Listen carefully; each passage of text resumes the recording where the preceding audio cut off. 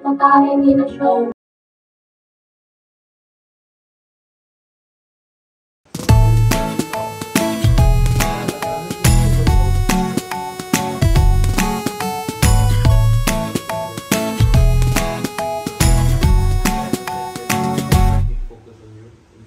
Wake up from this sleepy dream and see all there is to see.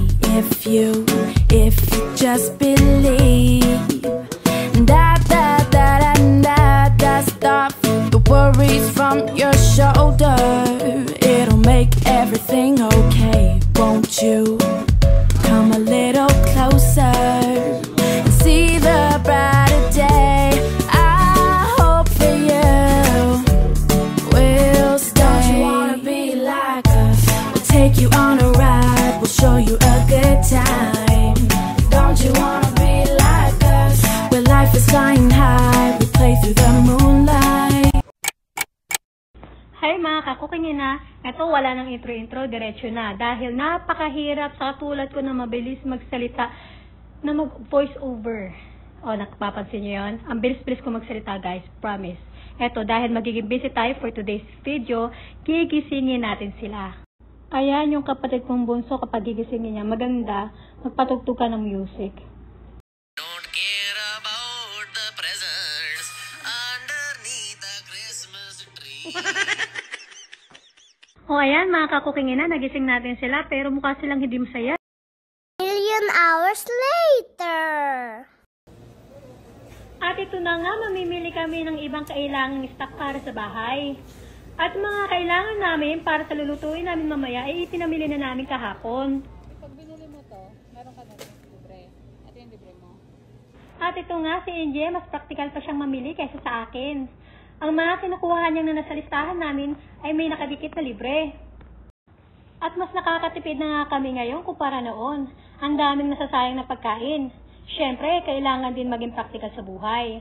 Hindi ko mo may pera dapat tayong mag-aksaya. Eto na nga, babayaran na namin ang aming pinamili dahil kailangan na rin namin umuwi. 2,000 years later.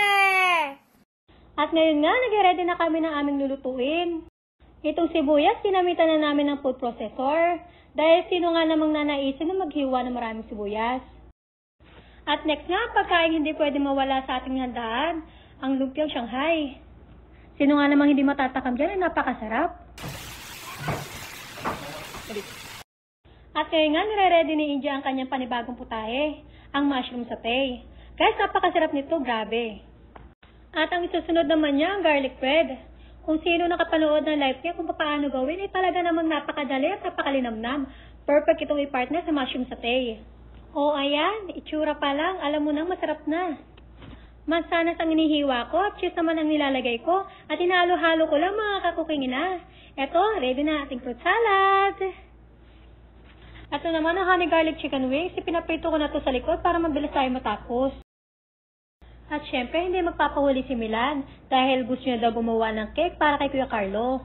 At ito nga, pinagbigyan na namin. At dahil nga wala kaming time mag-bake, bumili na lang kami ng cupcakes at gumawa ako ng 3 klaseng kulay ng frosting. Ayan, si Milan, enjoy na enjoy sa pagbe-bake. Ay, hindi, decorate pala. May mga pagkain pala kami hindi nabidyuhan dahil naging busy na rin si Jerome sa pagtulong. Eto, buti na picturean ko. Hello viewers. Hello, viewers. Naalala ko pala to. Okay, bye-bye. At ayun nga, routine namin ang aming munting salo-salo. Yun lang. Bye!